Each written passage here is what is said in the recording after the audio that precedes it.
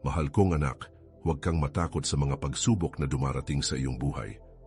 Alam ko ang bawat pait, bawat luha at bawat bigat na iyong dinadala. Hindi kita kailanman iiwan ni pababayaan. Sa gitna ng iyong pagod at pangamba, ako ang iyong sandigan. Kapag pakiramdam mo ay nag-iisa ka, tandaan mong kasama mo ako. Kapag hindi mo na alam ang gagawin, ibigay mo sa akin ang iyong mga alalahanin. Ang aking pagmamahal ay hindi nagbabago, hindi nababawasan at hindi nawawala. Lumapit ka sa akin, anak. Pahinga ka sa aking piling. Ang mundo ay puno ng ingay at kaguluhan, ngunit sa akin, makakahanap ka ng kapayapaan. Ang iyong halaga ay hindi nasusukat sa mga pagkakamali mo, kundi sa aking pag-ibig na walang hanggan para sa iyo. Manalig ka dahil may magandang plano ako para sa iyo.